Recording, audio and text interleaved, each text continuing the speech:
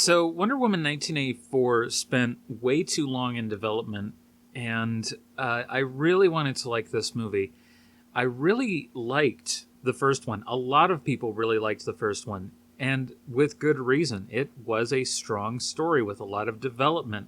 They put a lot of heart into it. They gave it that wonderful bookend of Wonder Woman in the present day recounting to herself, for us, the audience, as she's recollecting all of this stuff about, her life and times in World War One, and the fact that she's a magical being and she's effectively immortal. So this was an interesting story, whereas they could have easily done the more derivative thing and put it in World War II, which is where we saw a lot of Wonder Woman stuff prior to that in the beloved Linda Carter series, which I've started on. I have not completed watching, but I have absolutely loved. Anyway, so I absolutely loved the Wonder Woman movie, but that movie was meant to be kind of a lead-in for the Justice League film, which is now being redone by Zack Snyder from his original footage into all of this. We're re-editing it into a mini-series of movies, a series of films.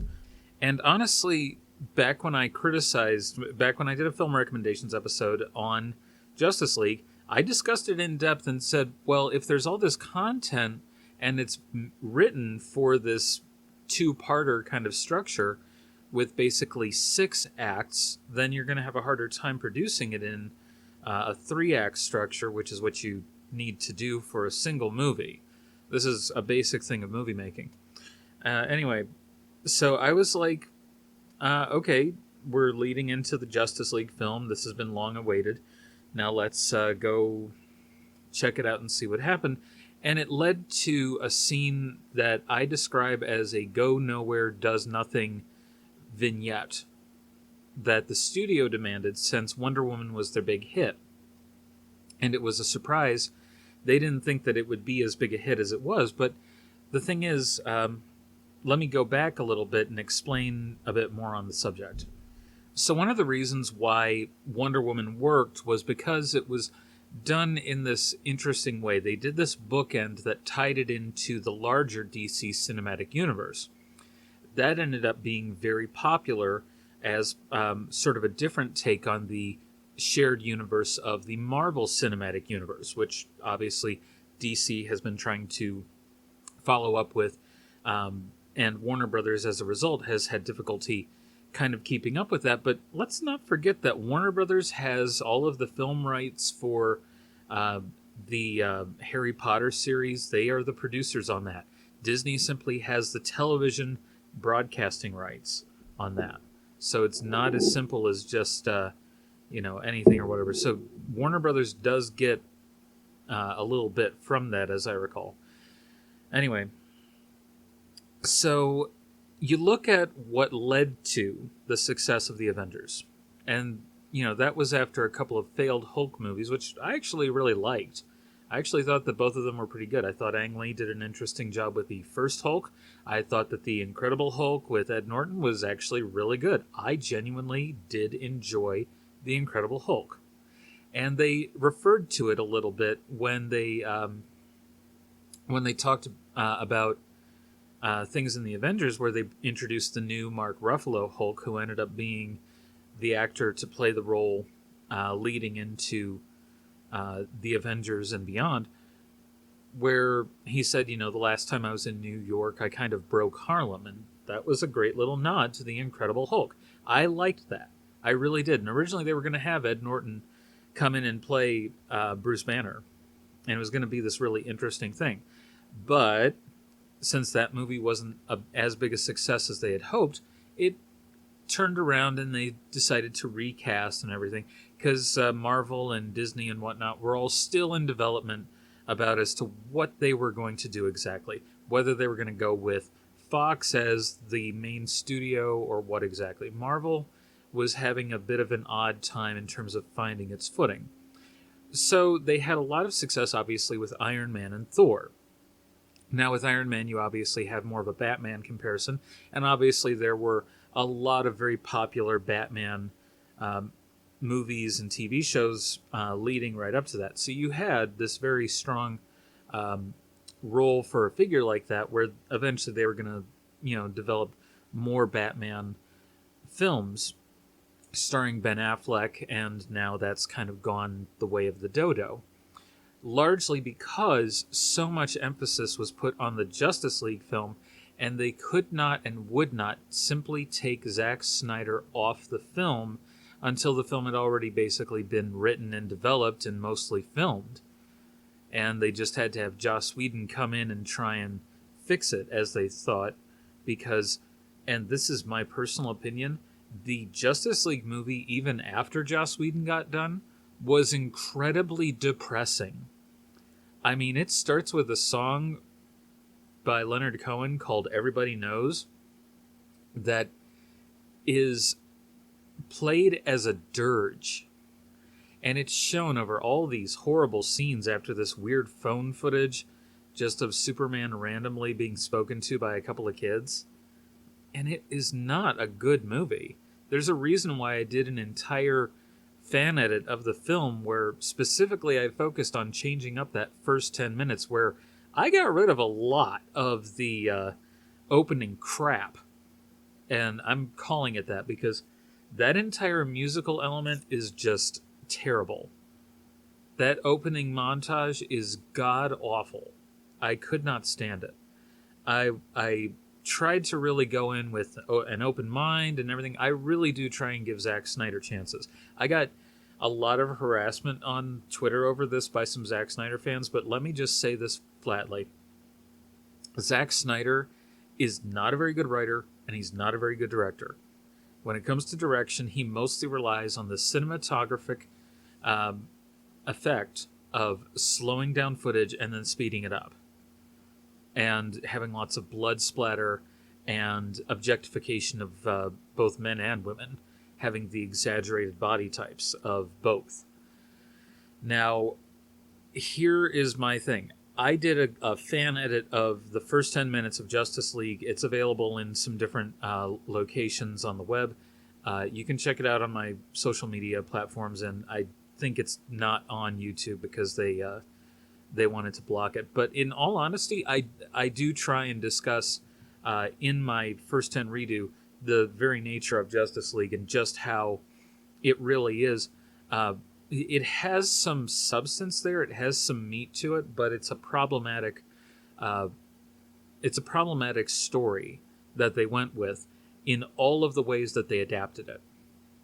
Every level, right down to their version of Steppenwolf. Instead of being his own thing, where the comic book Steppenwolf is a guy in medieval courtesan garb rather, where he's dressed in a kind of Flemish merchant's hat and the proper waistcoat and everything, and he looks very much like someone taken directly out of medieval Europe of nobility. That's who he is from Darkseid. So you could adapt that. You could adapt some medieval garb that makes him look like a person taken out of time and maybe made immortal by this this space deity, which is basically what Darkseid is he's a when they say crap about how superheroes are gods, in the comic books they never say that, and in a lot of the animated content they never say that. They make it very plain that in the world of New Genesis and Darkseid, or Apocalypse rather, New Genesis with Highfather as kind of a deity figure, and the new gods of New Genesis, those are basically the good universe, the angels, the sky god deity. And then you have Darkseid on Apocalypse, which is a twin world to New Genesis, and it is a world of evil, of subjugation, of suffering. But New Genesis is not without its stratification as well.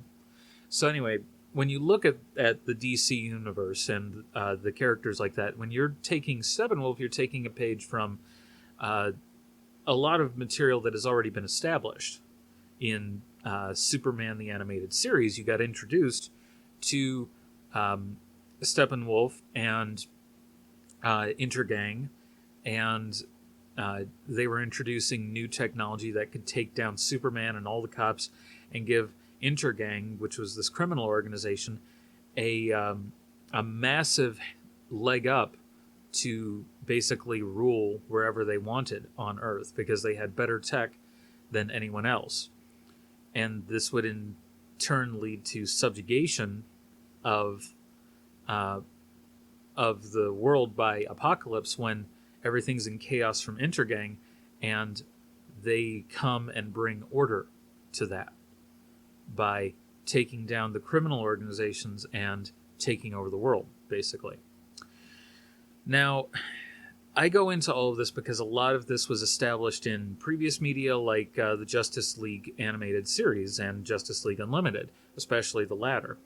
These were all matters that were discussed and explored in depth in those series for people who didn't have the time or money to sit down and read the comic books. So this is why I bring all this up. It's an important subject to me personally because I'm a DC fan.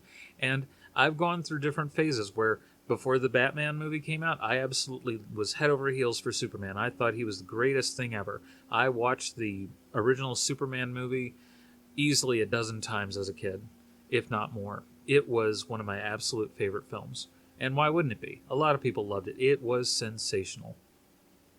And when I saw the original Wonder Woman movie, I got that same feeling. I really did get taken back to where I was. I found the 1989 Batman movie a total departure from everything that I was used to in terms of Superman or superhero movies when I was used to Superman. So it was a wonderful contrast, and I really enjoyed it. But it was difficult to understand as a kid. Now I have an entire essay that I've written, and I'm probably going to put in one of my new podcasts that I'm planning on putting out, where it's pre-written, very much better organized, going to feature some audio clips and whatnot. So I'm going to be structuring that a little bit more content-wise than this, where I'm kind of talking off the cuff. But getting more back to the point, Wonder Woman absolutely put me in that world back when it came out in 2017, and it was leading up to the new Justice League movie.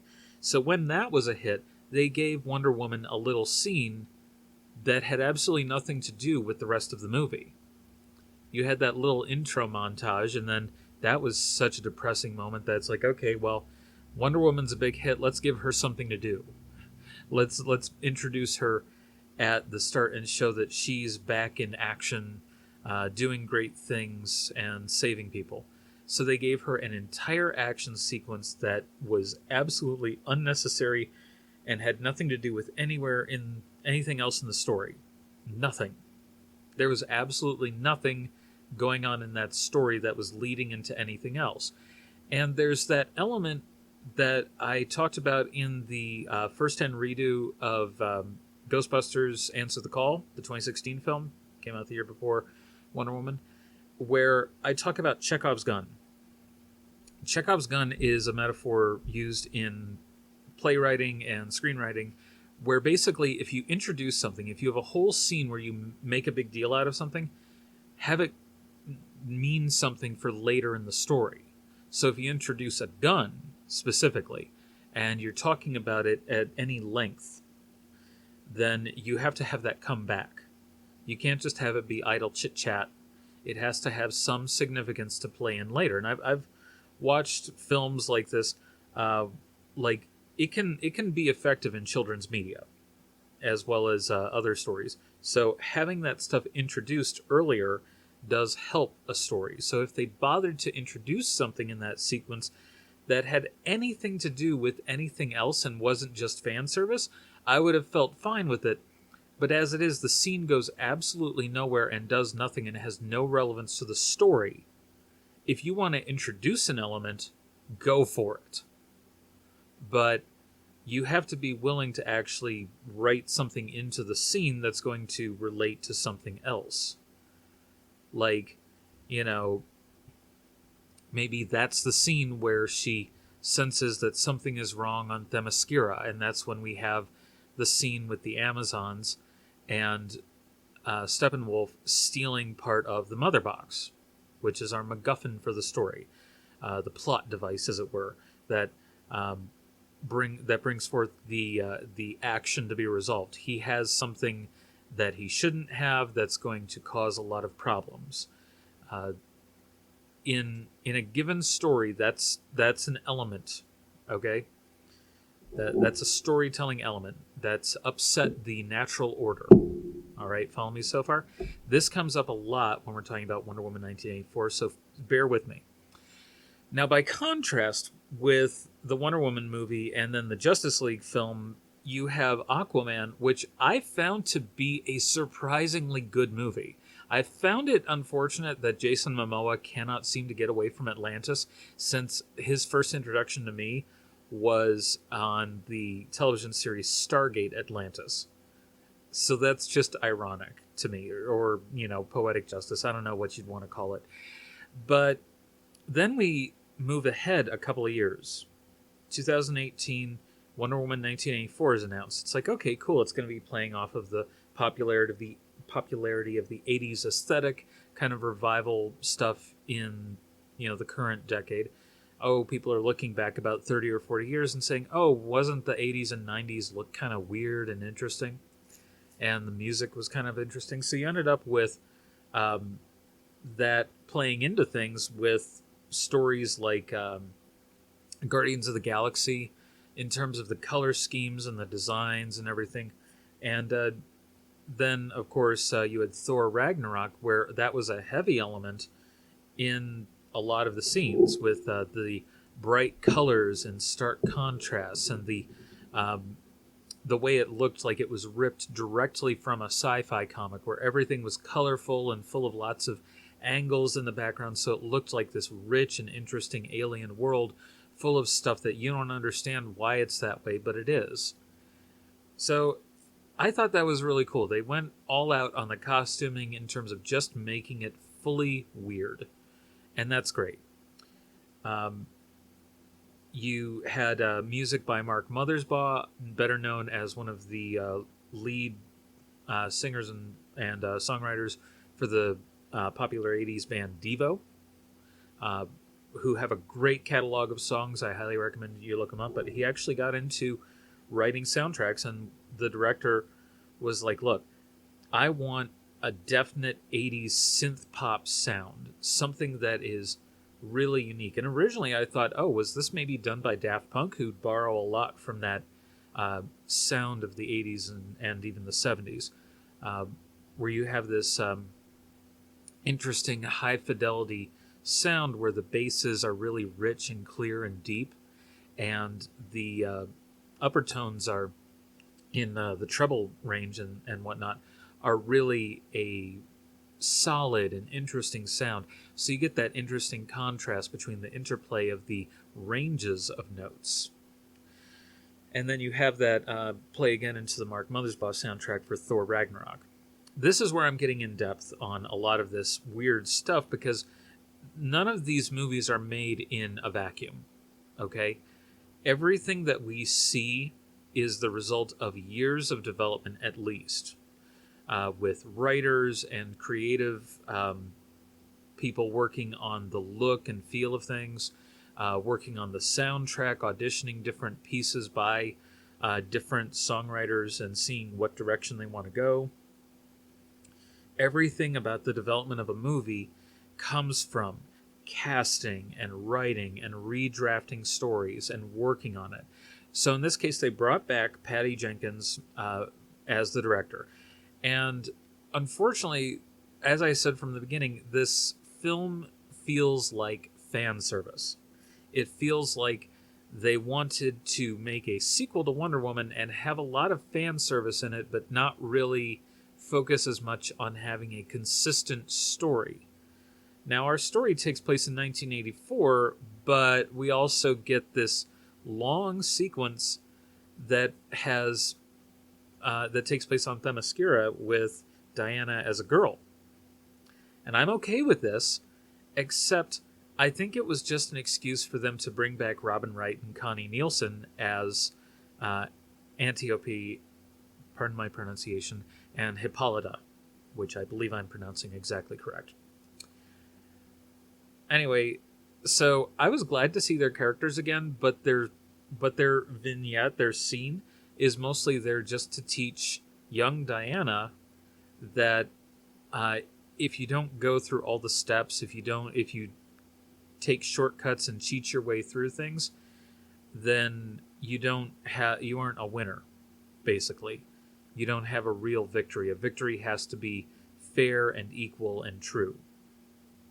And in the process of this run, where she's going up against adult women, fully grown, and she's just a little girl, uh, she's competing fairly until she falls off her horse. She gets knocked down by a branch because she's looking behind her at the competition instead of looking ahead of her at what she faces, at what's coming at her. So, understandable, but, this is an interesting lesson. And what is it teaching us for the story? Well, there's a lot of metaphor there, and that's what we need to understand. So as we meet Diana in 1984, she's trying to stop a group of thieves in a mall who are trying to rob a black market storehouse in the back of a mall jewelry shop. They have an area with some black market antiques that are going to be sold. They're going to be trafficked. If I'm using the term black market, you know enough already. So she doesn't know about this, but the guys are trying to get away with robbery, and they're trying to steal all this stuff, and she's working a job at the Smithsonian. And that's where she meets Kristen Wiig, playing Barbara Minerva. And I like the character. I'm fine with all of what they do with her. I just wish that she had been the sole villain. And I think that was the large part of the original script. I think that as they went along, they decided that they would insert more of Maxwell Lord as a character and make the story more about him as a villain. And Maxwell Lord, for the story, a lot of people have criticized and said that it's basically Donald Trump, where he's trying to sell people on these wishes and dreams and say you can own a part of a company that's selling oil, and it can make money for everyone. And this is a big part of the 1980s aesthetic, this idea that we can all get rich because it's the Reagan era and everybody's making millions just with humble means and a desire to have more. And the sky's the limit is a popular saying from back then. It existed before that, but it was really part of the cultural zeitgeist at the time. So Pedro Pascal plays this character really well, to the point where you see this fragility. You see these two different sides where he puts on the sales persona to try and get everyone to believe in him and his company. And there are a number of cases like this where you can see someone like this who builds up a lot of press, a lot of buzz around a company that ends up not even remotely doing what it's planning to do or purported to do, and ends up doing a lot of really bad business, unfortunately often going to jail when it comes to the heads of the organization, the big decision makers like Maxwell Lord. Well, they made the comparison to Donald Trump, so we can just run with that. Because that was kind of when Trump was on the rise, and except that Maxwell Lord, they actually show, going back, he actually didn't have a lot of advantages, whereas Donald Trump did. And they're very different people. Donald Trump was a bully as a kid. Max Lord was bullied and was not the mean and callous type. So just looking at that, because they do actually take you back in through his life, through everything, and it's an interesting way to actually take a look at the character, because it does follow the film rule of show, don't tell, but it doesn't come until much later in the movie. So that's unfortunate. Anyway, it turns out that Maxwell Lord had part of that black market shipment signed for him, including our MacGuffin for the story. Remember that term, MacGuffin, the plot device, the element in the story that is starting the action. It is a stone, just an ordinary stone, but very very common and cheap. But it is imbued with the magic that if you wish for something, it will grant that wish, but it will take something from you that you didn't know about. And it is quickly compared to the monkey's paw, which is from a very popular. It started as a folk tale, and then it worked its way into short stories and whatnot by people like, I think Ray Bradbury worked on a version of the monkey's paw or something like that. But basically, the monkey's paw is this ghost story kind of thing, where a guy gets a monkey's paw, and the monkey's paw will grant you so many wishes, but every wish has consequences. And if you've seen the Wishmaster series of films, it's a lot like that. Originally, you had stories of the jinn, aka genies, in Arabic legend, where the idea was that by making the wish, you were basically selling your soul. And so this is basically a magical lamp from the nature of the story, except it's from Rome. They make it very clear that this is a thing that is in Latin in terms of the inscription and everything. So it's an interesting element to the story. But it's really just a MacGuffin, and they quickly get rid of it by having, instead of just keeping the object, Max Lord says, I want you to become one with me. And basically, it does that. It gives him the power to grant any wish, but it comes at a cost, where that cost is every wish that he grants takes away some of his health, some of his life energy. So with every wish, he loses a little bit more, and eventually he's going to die. So he has to grant people wishes, and in exchange he then adds every caveat, every condition to whatever the wish is. But not before we have Barbara and Diana getting their wishes. But Diana doesn't even realize that she's making the wish, nor does Barbara, because they don't know what this thing is, but they just feel a wind rush upon them.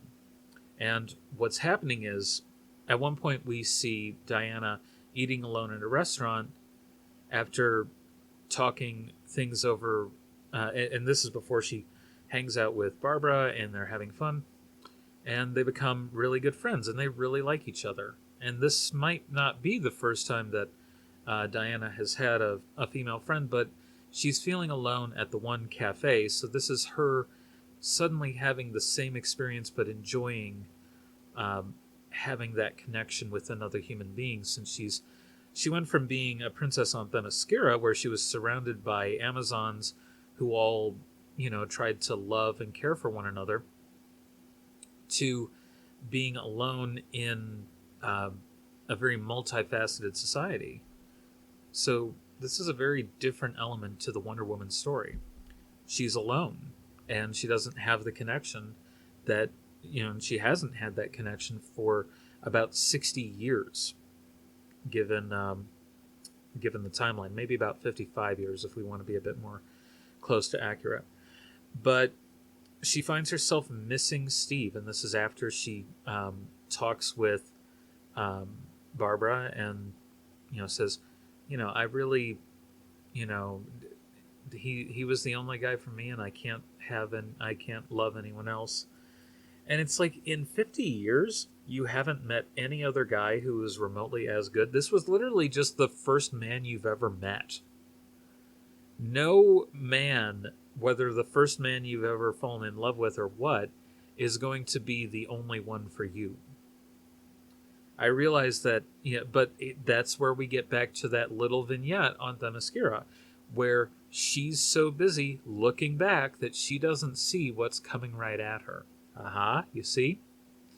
So there isn't a storytelling element. It's not a bad storytelling element.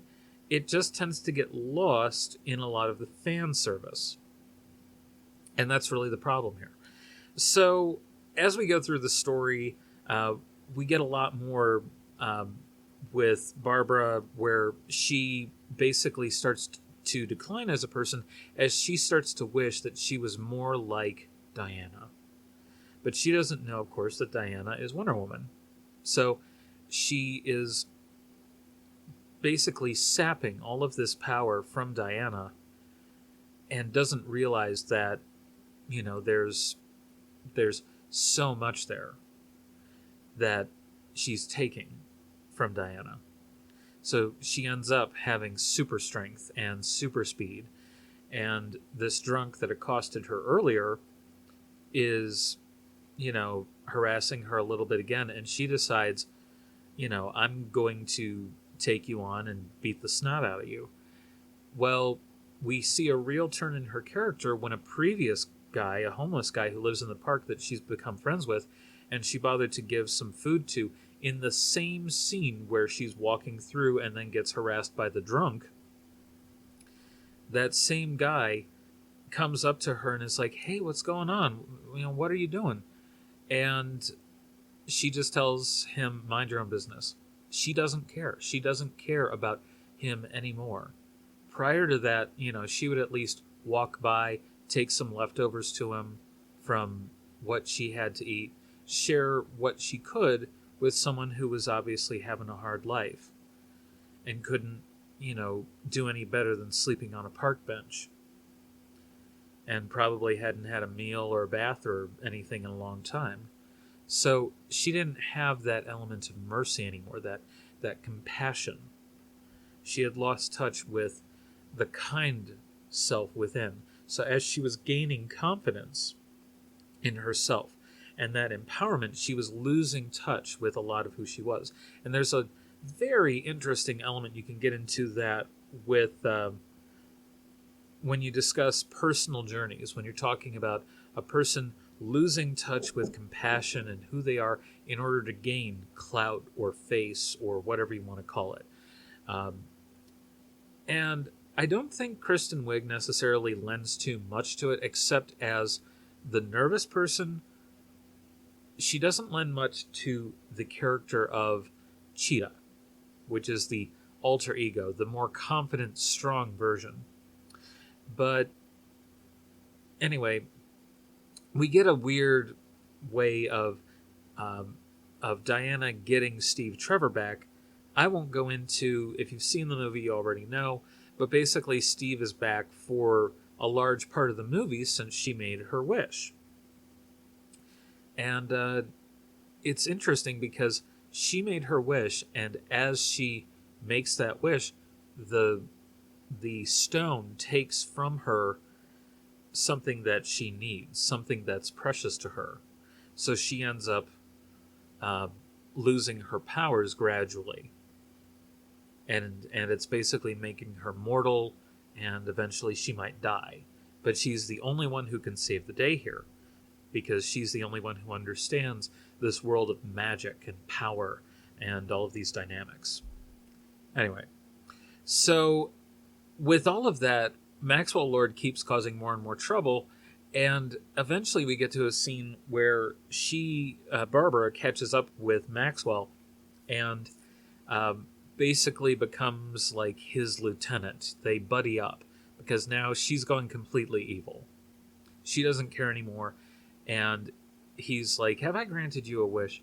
And she's like, yeah, I got my wish granted. And he's like, well, I'm feeling generous. You can have another. And it's like, wait a minute. Everywhere else in the story, we haven't had that. We haven't had the stone be able to... It's very specific that every person can only get one wish out of the stone.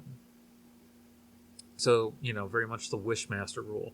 So the movie kind of violates its own rule, but you can account for it by saying that before it was a stone and now it's imbued into Maxwell Lord. And the only way to undo all of this is to get the person to renounce their wish. So we don't get to see Steve Trevor reverting back to who and what, he was before that, uh, before the wish was made. But we do get to see Kristen Wiig after everyone, because Diana does get everyone to renounce their wishes after Max Lord gets the president to, um, make a wish, and in exchange he gets, all of his authority, his power, his clout, um, so that he can use the massive broadcasting system that takes over all the TVs in the world. Now, this is where the Trump analogy comes in, because he's standing at the presidential podium and he's talking and not making any sense. But he's on everyone's TV all the time. Makes sense now? This is where the Trump analogies come in. Plus, there's an element with the hair where they dyed it red, but they made it look very fakey. Anyway, so with all of that, you have a really interesting resolution where Diana does the Wonder Woman thing, which is she works through the problem a different way from the way that Superman or Batman might. She doesn't make a big speech, but she does talk at length with the villain, Max Lord, about why the wish needs to be renounced. And she gets the magic lasso around his ankle, not to beat him up, but to get him to see the truth, because she reveals that the magic lasso does not only force a person to tell the truth, but it forces them also to see the truth about their life, the truth about what they're doing. It basically shines a light on everything, even if it's an ugly truth. And the truth is that he has a son from a failed marriage that he has left in the middle of all of this chaos, because as all of these people are making wishes, the wind is swirling around.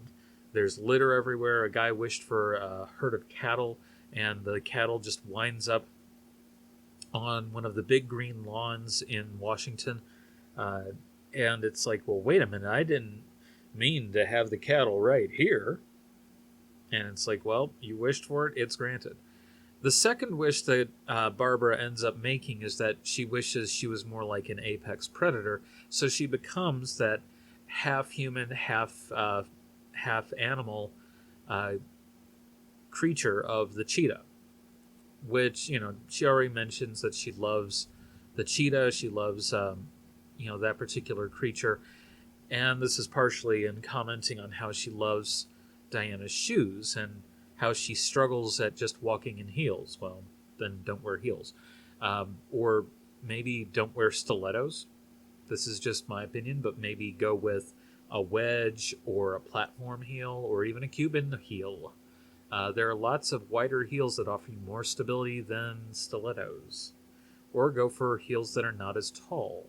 But she doesn't do that. She goes for the stiletto heels, the pumps, at the shoe store when she goes and does some shoe shopping. Anyway, so the whole world gets messed up by all of these wishes being granted because it's upsetting the natural order. You remember me talking about that? Upsetting the natural order sets everything in motion for a lot of your Shakespearean tragedies and a lot of your Greek tragedies. Once you've upset the natural order and made things out of balance, then things have to be set right through one way or another. This is the case with your King Lear. In King Lear, the traditional role for the king would be to assign one of his children to be the heir to his throne. That's simple. But instead he decides to divide the kingdom up, and he demands that the children must pledge him an oath of fealty, basically loyalty. And in so doing, he's upsetting things because no other king would ever do this. If you're ready to retire, you do not demand that everyone swear loyalty to you. You just, say, oh, well, I will, pass this along to this child after I'm gone since she's unmarried. But it was kind of a metaphor in some regards to what was going on with Elizabeth, who was the preferred heir to that of Mary, as the children of Henry VIII. So you see, a lot of this stuff can have relevance in terms of other stuff. With Wonder Woman in 1984, we see that the president wants more nukes. He wants to escalate and dominate the world with nuclear arms, and so he wants all these nukes all around the world, all these stations and everything, and he immediately gets it, and it upsets the Russians to no end, to the point that they're now going to count down to launch, because now all of these nukes suddenly appearing all around the world have them feeling very threatened, and now when they fire their nukes, the US will fire its nukes, and the whole world will be destroyed. But they talk about the Star Wars program, and that's a very big can of worms that I'm not going to go into, but basically it was talking about the militarization of space. Yeah. Another little Trump thing that we're talking about with Space Force. But the Star Wars program, this one ended up being less of a threat in the film, where it was saying, well, we're using Star Wars tech to just take over all of the communications and broadcast throughout the world actively via particle beams.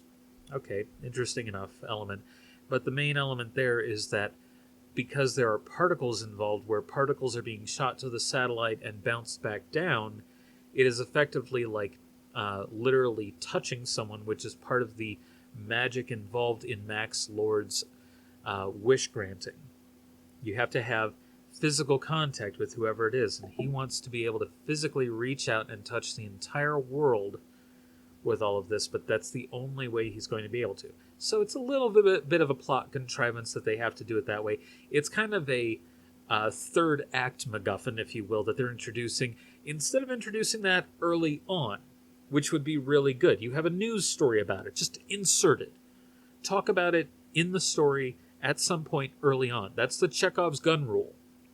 So if you're going to have this communication system, I don't remember them bringing it up at any point early in the film. And I was paying pretty close attention, because I love Wonder Woman. She is one of my favorite superheroes. I've actually gone now through the whole Trinity when we think about it, because the Wonder Woman movie absolutely thrilled me.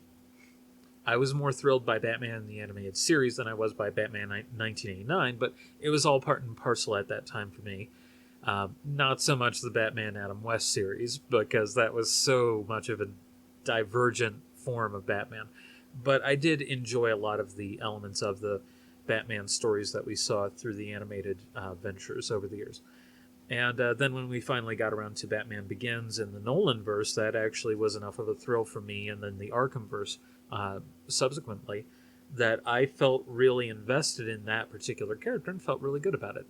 But the particular element that I found that I loved about Wonder Woman was how she was willing to solve the problems that she faced in a different way.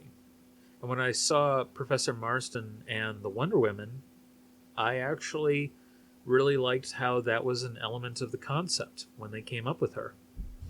Anyway, so the story is partly resolved because a lot of it is about how you can't look back. You can't always look back. You can remember, you can look back from time to time, but don't get fixated on looking back, because you have to plan ahead for the future. You have to keep your mind on what you're doing in the moment as well. And you can't just be wishing for the future or for the present. You have to be able to manifest things honestly. And I think that's the real message of the film. I think that a lot of the movie gets bogged down in fan service, and it was in development for so long that they ended up losing a lot of the more solid storytelling elements that we saw in the first Wonder Woman movie. But I still feel like this is a strong enough story in and of itself that we can really enjoy it. And, in all, I say it's a good, solid sequel. I want this to be a trilogy of films. I really do. I want there to be another movie in the Wonder Woman saga where maybe she's in, 1998 or, 2004 or something like that. Somewhere in the more recent future, or recent past, rather, I should say, where she continues forward and she learns a lesson where she grows as a hero. Because the big lesson here is she's afraid of flying on her own, and this is a big thing. You know, she's actually afraid of. She doesn't think she can, but by the end of the movie, she does learn to fly, and we don't see this in any of the Snyderverse Wonder Woman elements. In Batman versus Superman, we don't know how she gets from the airport to where Batman and Superman are, but we can now infer retroactively, since they don't show it, maybe she flew. Maybe she flew. And that fills in that gap very nicely from an earlier story that we didn't have account for. Now, that said, Justice League did not do very well, and the rest of the DC cinematic universe is not really panning out where they're going to develop it anymore. One of the problems is that Wonder Woman got really held up for a number of years. Instead of being written, produced, and released within a year or two of the others. With the Marvel Cinematic Universe, you had that little teaser at the end of every film, right? Where there was going to be this next cinematic treat. You were going to get a little scene that was going to involve the next character. So, like at the end of Iron Man 2, I think it was, you had the introductory element for the first Thor movie, where he goes out to New Mexico and finds Thor's hammer. Okay, cool. Prior to that, in Iron Man 1, which was the groundbreaker, you had a scene with Samuel L. Jackson as Nick Fury, of course, where, by now everyone knows the scene. I'd like to talk to you about the Avengers Initiative. And it comes back up in Iron Man 2.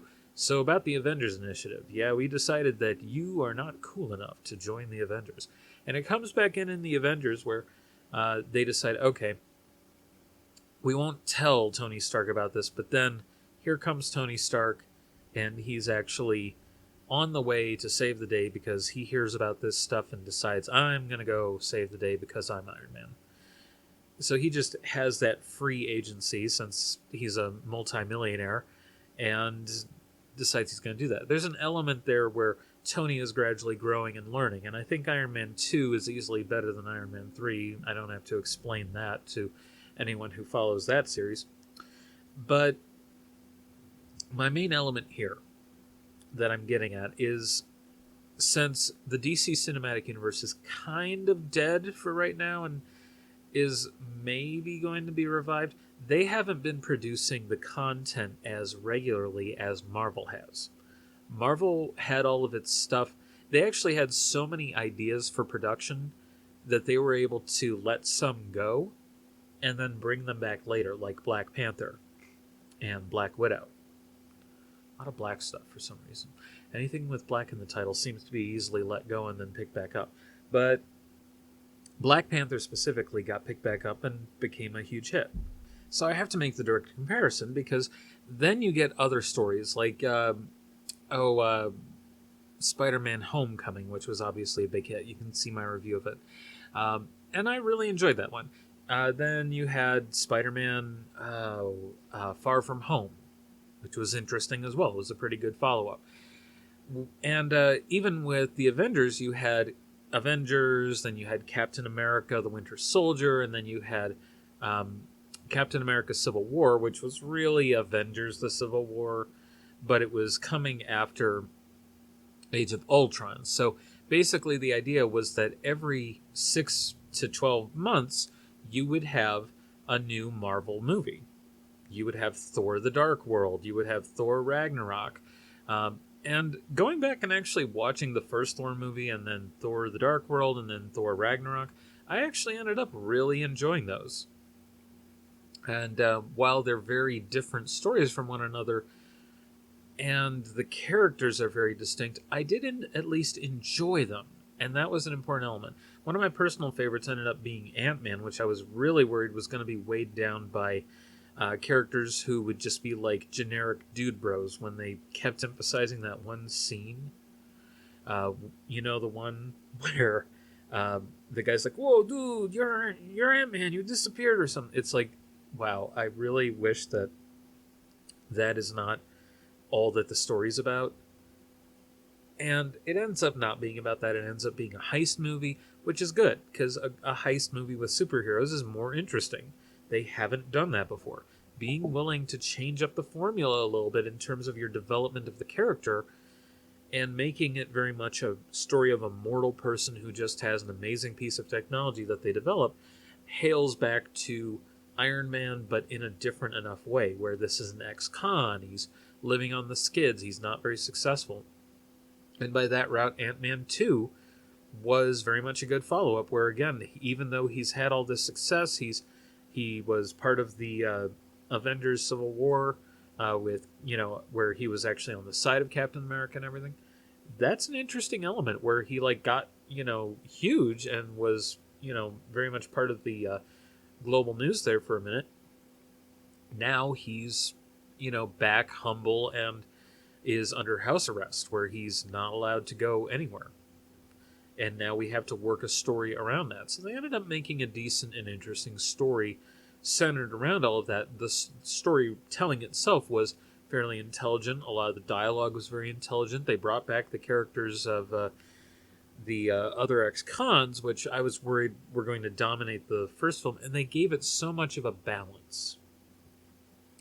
By contrast, Wonder Woman 1984 does not have as much of a balance in the storytelling. You get a lot of focus here, and you're following our heroes, and you're getting a lot of the interesting storytelling elements, but you're not getting as much of the aesthetics. I did like that they actually tried to dress Kristen Wiig in very much period-appropriate clothing that was fashionable at the time. The big, loose sweaters, the maxi skirts that just, were all around. That was very popular on television, certainly at the time.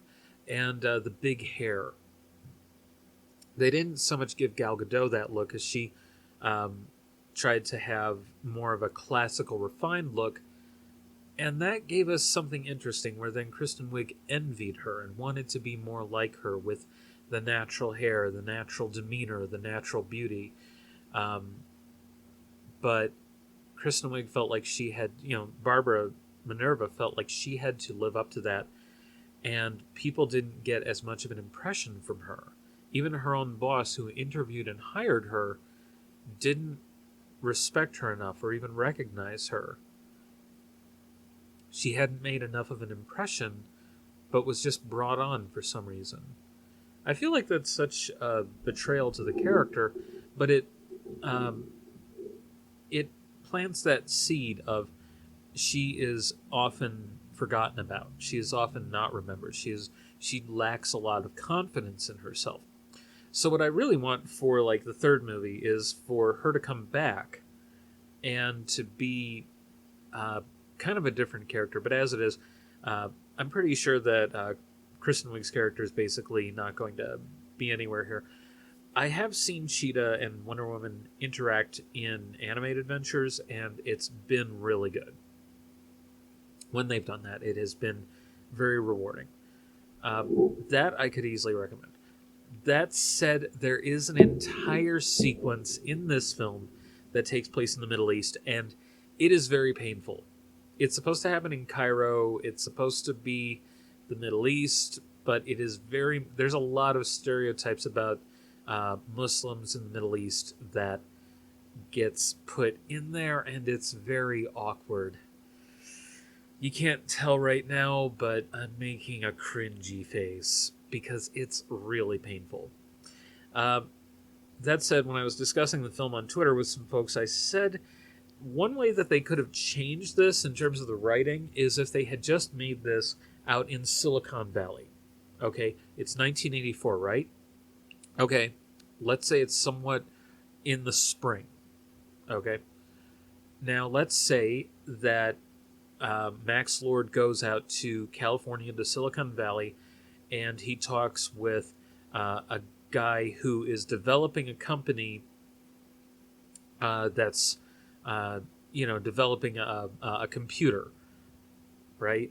And it's named after a piece of fruit or something like Um, Obviously, I'm basing this on Steve Jobs and the Apple computer, the Macintosh, or the Apple II or 2E, however you want to look at it. But the point is, 1984, you're starting with that element. Let's put that in.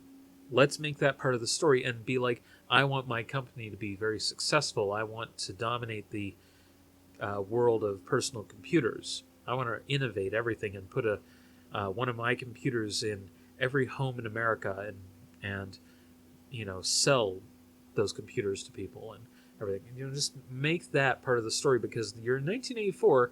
You don't have to go all the way to Egypt. You could just have it go all the way to California, and that would still be impressive in terms of Steve and his wanting to fly a jet that then Wonder Woman makes invisible. This is all in spoiler territory by now, obviously. But make the element where they have to travel out to the West Coast, because that's still impressive from the standpoint of a World War I pilot. The idea of a plane being able to go from the East Coast to the West Coast non-stop, and that's also more believable for a fighter jet. Okay? Because what they're in is in basically a fighter jet. It's a two-seater, but it's a fighter jet. That's it. So it's not where they could be like, and you could say, oh, well, it's a long-distance reconnaissance plane. Okay, fine. But don't have it be like going to Egypt and crap, where it's a two-seater and everything. That doesn't need to be. Instead, just have it be, we're just going out to California. We're going to talk with this, Steve guy, Mr. I don't know, Mr. Dobbs, we'll just say, who has the Kiwi computer company. Go with that. And just make it a subtle nudge at everything and be like, oh, we're getting killed by Wayne Tech. Just put it in universe with the Batman part of the world and be like, yeah, we can't compete with Stag Enterprises and Wayne Tech in terms of our computing abilities. So we're getting killed in the market. And I want my Kiwi computer to be sold to every home in America. And anyway, make that a wish. And then be like, okay, it's just like make that part of the story, and then have like a consequence be, have there be a consequence for Mr. Dobbs of the Kiwi Computer Company. Make that work. That to me would have been a better element to the story and would have worked a lot better for the viewer, especially because you're getting into ethnic stereotyping and it's not cool. You don't want to get into that. They do have an element where Max is talking to the entire world, and for some reason, some vague Muslim guy with a rifle looking out a window is saying, I wish we had nuclear weapons. And I guess he understands English well enough that he can understand Maxwell Lord, and he's bothering to wish for nuclear weapons. Okay. But they show how every person who's making these wishes that are turning out so badly, the wishes are coming true, but it's a worse situation than anyone would expect. And someone from Red Letter Media, Jay Bauman, did point out that someone might very well make a very benevolent wish, like for the health and well-being of their loved one. But again, it doesn't matter because it comes at a price. Someone might wish that they don't have cancer anymore. Okay, but what's the price? Okay, now you don't have cancer, you have AIDS.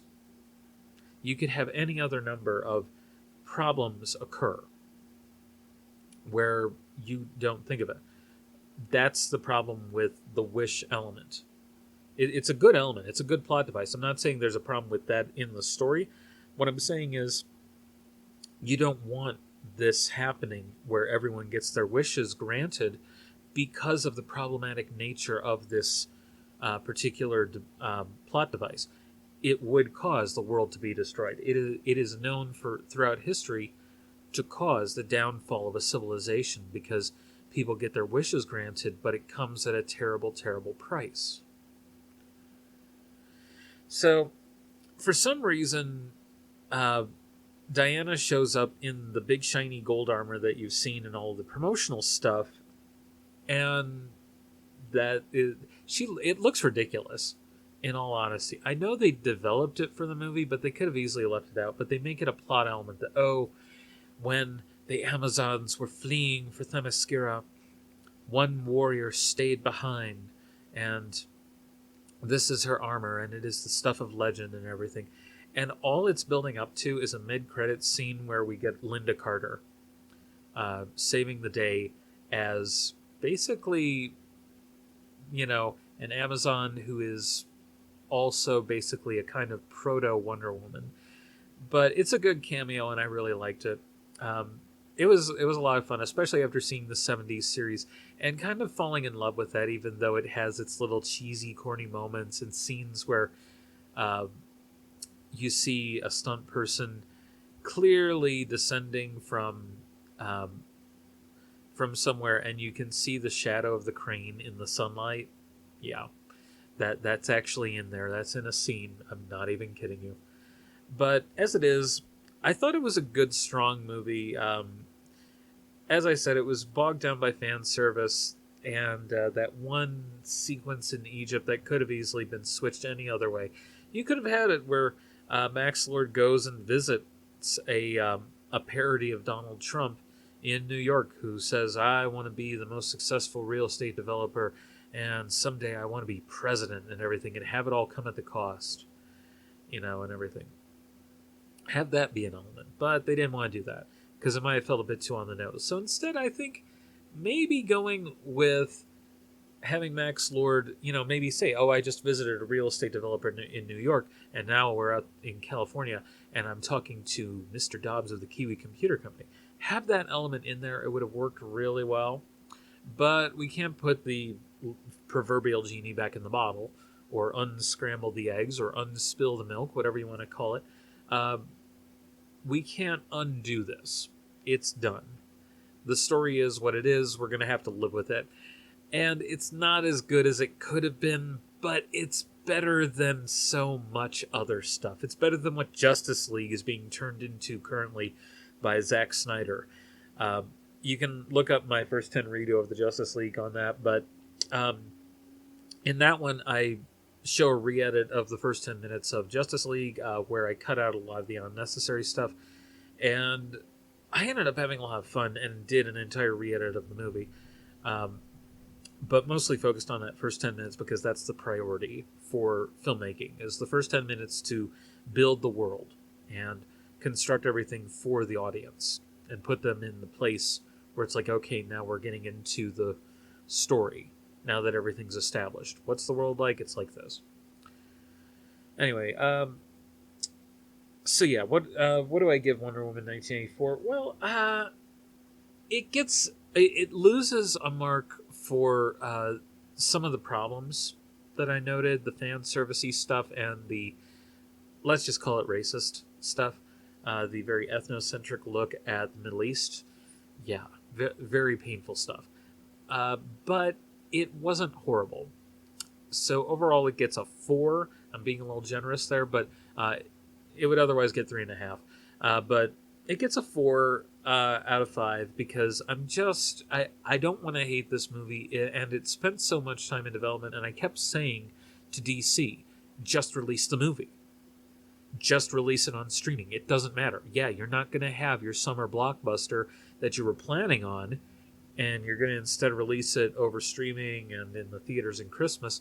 Just release the movie, I said, back in summer of 2020. I said, just release it.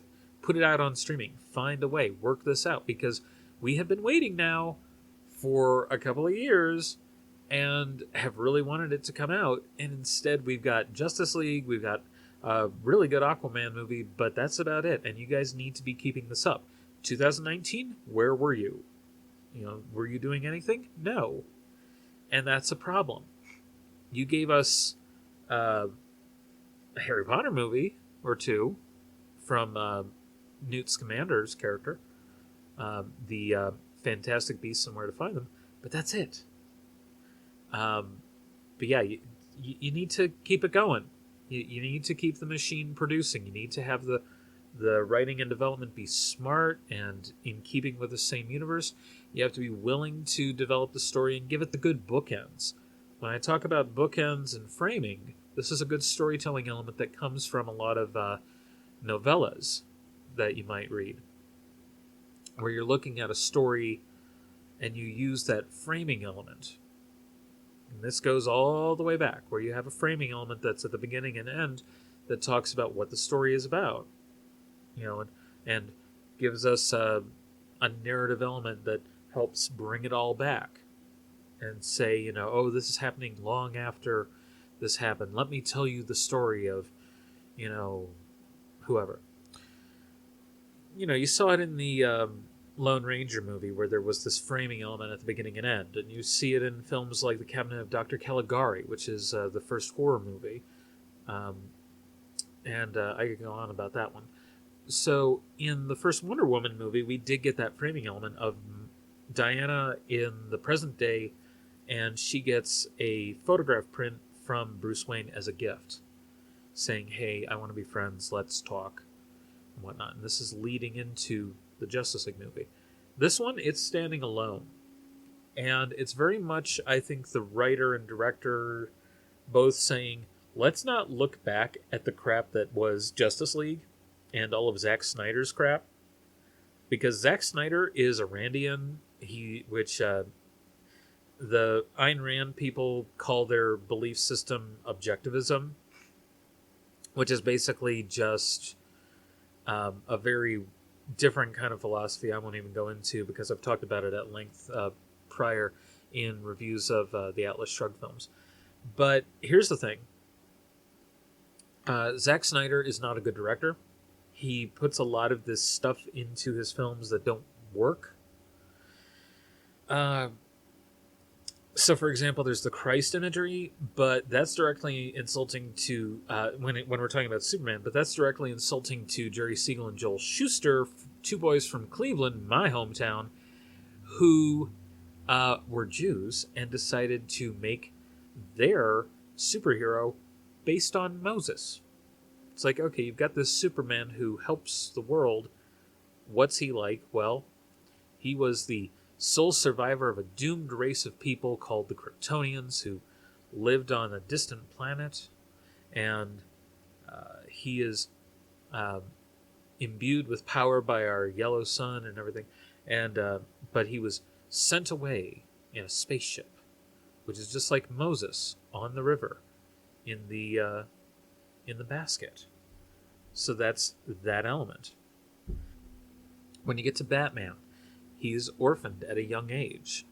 His parents are slain, and he decides to take upon the mantle of this dark, heroic figure who takes on the city's criminals, including the gangsters and the corrupt officials. Okay, well, there's not quite too many analogies like that, except for El Zorro trying to take on the, as well as the Shadow, but more so El Zorro, the fox of the legends of early California, the popular story there, and basically using the Zorro figure of, I think it's Don Diego de Rivera. I might be totally misremembering, but anyway, the Zorro figure is then adapted into Batman very easily, and Bob Kane and Bill Finger developed that character as basically a use of the Shadow and Zorro as a figure who is a dark, avenging figure. So it's an interesting element. He uses different elements to everything. But then you get Wonder Woman, and where is Wonder Woman based? She is based in nothing like that. We haven't had too many female figures who have been in history like that. So when it comes to the Wonder Woman mythos, she really does come out of nowhere, out of a very new and modern type of storytelling, all the way back from her debut, where she is trying to solve problems differently from just punching and shooting and killing the bad guy and whatnot. But they can go to jail, but more importantly, she doesn't have to solve things always through violence. When she has to go toe to toe and throw hands, she can, and she will beat anyone that she comes up to, but she doesn't have to, and she knows that. And that's the greatness of her character. She doesn't always use words. She sometimes uses just the truth. Just having the person look at who they've become from who they were, and how much of a betrayal that is to the self, and challenging the conflict within the self to be the villain's downfall. And I love that about that coming forward in this particular story of Wonder Woman 1984. I think that's a good, strong element to the story. I think it works, and that's why the film gets such a high rating for me.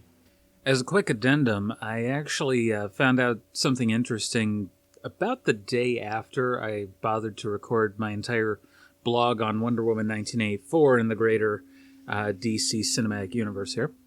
And that is this. Apparently, DC and Warner Brothers have decided to move ahead with a Batgirl solo adventure film. It's still just on the breaking ground stage where they're going to be developing it, but this is exciting because development is happening very quickly these days, and they already have a lot in development from previous projects. So this means that we could very soon have a entire series of films about some of the more compelling characters in the DC universe who happen to be women. So some of the stronger ones there. And this is partially because we had a remarkable amount of success, not just with Aquaman and Shazam, who are both, of course, male characters. Shazam, of course, told a very different kind of superhero story that was very interesting and got top marks from me. It was one of those rare instances where I really genuinely just loved the movie. But I think what happened was they took a look at the lack of buzz about the new Batman movie. People weren't as excited about it because at this point, we've had, about 30 years of Batman movies between 1989, Batman just simply titled, then Batman Returns, Batman Forever, Batman and Robin, and then all of the animated ones in between that, and all around that, Batman Mask of the Phantasm, Batman Sub-Zero, Batman and Mr. Freeze, rather. Sub-Zero. And it just goes on from there. Then you get the Nolan trilogy, and then you get the Justice League films, and the build-up for that with Batman versus Superman, Dawn of Justice. And it just carries on from there. So at this point, we've had a pretty solid development of Superman and Batman stories, but you have a larger cavalcade of characters in the DC universe that they haven't been taking advantage of. So when I did my analysis of Shazam, I was like, well, hey, this is very promising. You can do these side characters, not necessarily with a big budget, but, telling a smaller story about this hero becoming who they are and not necessarily having all of the right ideas at first and learning a lot because in the case of Shazam, this is a younger person who suddenly just becomes a character like that. Anyway, so I think DC and Warner Brothers looked at some of its more recent successes. You had the very successful Harley Quinn animated television show, and of course, the Harley Quinn and the Birds of Prey film that used Black Canary and Huntress, among others, leading to a pretty strong following. It was actually very well embraced, and it was a pretty good film overall. I really enjoyed it and gave it good marks, as I recall, and didn't have a lot of notes to change except for the one scene where Harley Quinn is chasing after a car on roller skates and somehow catches up to them. Now, given part of that involves a motorcycle, it's still ridiculous. So anyway, I had my own challenges with that particular aspect of the film, but otherwise it stood very strong to me. But they looked at that. They looked at all of the buzz around Wonder Woman 1984 and how people were actually really still excited about it after it had been in development for something like 2 years. Pretty much since the first one developed, they were like, okay, can't wait to see if there's going to be a sequel. And as I mentioned earlier, it seems like the DC cinematic universe has kind of died with what became of Justice League and some of the other stuff. However, uh, I think that this is good because you had the very successful Harley Quinn pairing of both animated and live action cinema, and the animated television show that was certainly a huge hit with me, and I know a lot of people. Um, if they ever bring it up, if everyone has seen it, they really love it too. It's got a very limited audience right now, but I have a feeling that if they were to do sort of what they did with Doom Patrol and get that on HBO or HBO Max, a lot of people would really quickly latch on and love it because it really is a top-notch series with very smart writing. Even if it has some jokes that are very lowbrow, it's still really funny. And it's edgy without necessarily being insensitive. It's actually pretty cool like that. I loved it. And then they looked at all the buzz around Wonder Woman 1984, and they realized that a female-led hero story is really a good, strong way to go. It appeals to a broader audience than seeing the same superhero 100 times over in everything when you have other stories. Now, given DC has tried this, but they've always tried it with male heroes, such as the Green Lantern with Ryan Reynolds, which did not do well. There was a lot of excitement about it, but in the end, I think the better vehicle that came out of that wasn't even the animated films about the Green Lantern, but the Green Lantern animated series that was produced for Cartoon Network. That was actually pretty good when I watched it, and a lot of that was because it was kind of similar to the Clone Wars series, where there was this overarching story where one episode would lead into the next, but each episode was also kind of a self-contained adventure, a chapter, if you will, in a larger story. Now, I don't know where they're going to go with developing the Batgirl series or film into anything, but you have a lot of material there. And there was a lot of buzz around Batgirl when she was featured in Arkham Knight. She was featured very limitedly. Originally, she was just a voice in Arkham Asylum and Arkham City, but by the time we got to Arkham Knight, we finally got to see Batgirl in the form of Oracle. And we eventually got the Batgirl solo adventure where she got to beat the Joker and Harley Quinn with the help of Robin as just a way of proving herself to Batman that she could be on the team. So it was kind of an early adventure for her. But it left a lot of ground for future stories featuring her and a lot of future video games featuring her. So I think one of the things here that they're looking at is Batman has literally been done to death at this point. You had a really strong trilogy of films in the Nolanverse where you had one director working on the writing, working on the directing, really doing a storytelling kind of deal, and making an excellent version of the character for the 21st century. And then you had the Arkham series that really took it over and went from there after, I think Arkham Asylum came out right around the time that The Dark Knight came out. So you had this overlap, but it ended up really taking over a lot of the Batman storylines, a lot of the extras, and it ended up really expanding on a lot of that. But you didn't have very strong female protagonists, just very strong female villains. You had Catwoman. That they tried to develop as a solo film, but it was a different Catwoman from who we got in Batman Returns, and the director was apparently on speed. So that really hindered the female protagonist. They ended up having so little of actual substance in the film and so much hyperactivity and over-editing that it became a real problem. So the female protagonist in the DC cinematic universe became a big problem in terms of trying to just get it on the slate, trying to even get it past the meeting room or the boardroom where they're discussing possible projects. And it's like, get someone to actually bring up a female-led story And the best that we got was Wonder Woman. Now, that is in stark contrast to Berlanti Productions on the CW, where you have a lot of strong female characters. Legends of Tomorrow, Black Lightning, Arrow, and of course Supergirl and The Flash and all these others. You have very strong DC superhero characters showing that it really can be done, but, and this is a big factor, they're allowed to be given time to breathe and develop.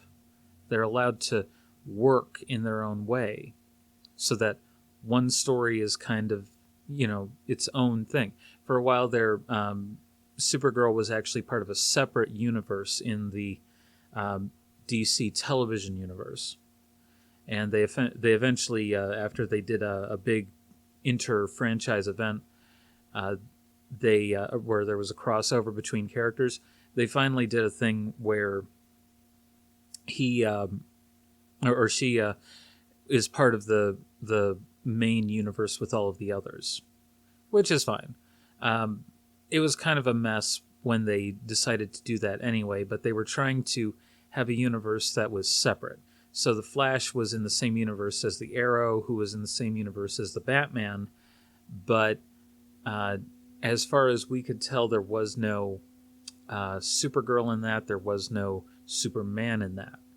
There was a Lex Luthor, and they did a wonderful job of retconning all of the stories to feature the Lex Luthor that they had and have a bunch of stories where Lex did a bunch of different supervillainous things. It was really fascinating, and I loved seeing all of that work.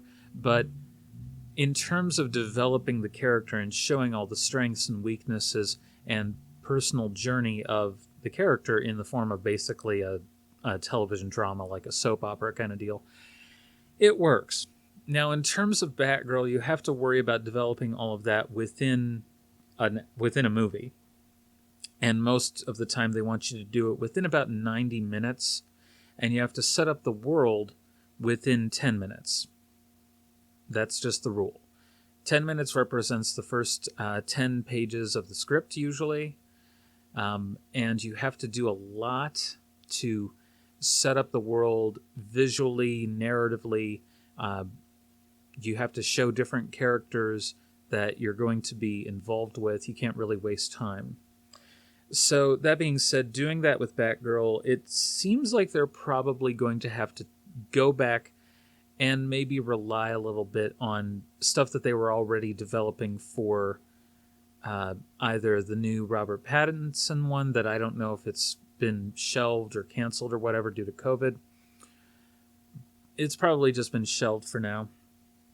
But by contrast, I think that they're going to want to probably go back and put it in the Justice League universe. And they're probably going to put the Robert Pattinson one in the same continuity, just so that they can have maybe a younger actor playing Batman for that continuity. But it'll be difficult because there are a lot of different versions of Batgirl over the years. Different women have been Batgirl.